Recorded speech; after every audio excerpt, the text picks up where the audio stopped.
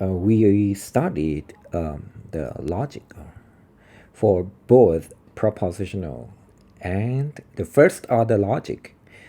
In this video clip, I'll show you how can we prove, or if you once you know that a knowledge entail alpha, it means that alpha will be true, right?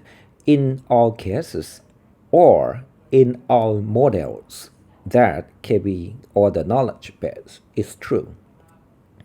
So, and we use the enumeration method to find the answer that is it true or not. But actually, to enumerate, we have to do too many operations. But we have something that we can conclude from the knowledge base like this. For example, if the knowledge base is like you have P, then Q, and P is true. And you have the alpha that Q is true. Is it true? Is it true or not? So the best way to do this is you have to operate, you have to transform the knowledge base into some form that you familiar, like in this thing, like P, then Q, and you know that P is true. The conclusion is, sorry, the conclusion is Q is true, right? Because for if else, or sorry, or for if then, this is the condition, this is the consequence. If all conditions is true, consequence will be true, right? For example, if you have something like if P and Q and R, then S is true. If S is true, and you have P is true, and you have Q is true, and you have R is true, you can conclude that S will be true, right? This is one way that you can prove.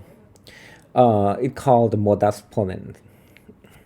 If you have all conditions, and you know that if all conditions is true, you can fire these rules and you can conclude the consequence.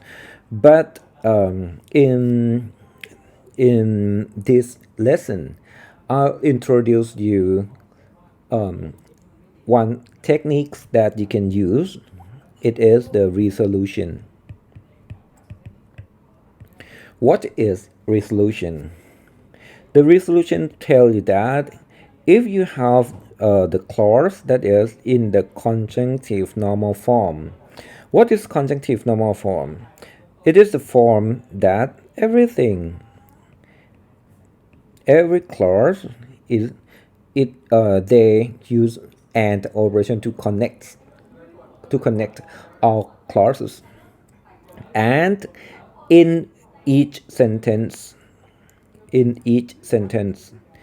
it connect to each other using or, like not P or Q, like not R or S, something like this. This called the conjunctive normal form. So the definition of the conjunctive normal form is all sentences connected by an operation, and for the sub-sentence here, all sub-sentences here must be connected using or operation. Okay, so once you have the conjunctive normal form and you know that there are two complex sentence like this, and you have one literal that is negate, or negation of the other literal from the other sentence. You can conclude it by remove this and sorry remove this and get combine all remaining clauses together. So why the reason behind the resolution is, I hope that you still remember this transformation. If B then A, you can transform this into not A or B, right? Right. This one is very important and you have to remember it. Okay. If A then B can be converted into not A or B, or you can convert it like that. Actually, there are many conversion, but this one is the format that you can use to convert it to conjunctive normal form. Okay, so you can use your logic knowledge to transform the normal sentence into conjunctive normal form, but in the first order logic it is a little bit complicated. You have to follow some steps. Okay, so here if you have A or B and not B or C, the conclusion is A or C. Actually, this one can be converted into not A then B, right? Right? Because if you have A or B, you can convert it to not A or B, or you can convert it to not B or sorry, not A then B, or not B then A. So this complex sentence can be converted into not A then B. And how about this one?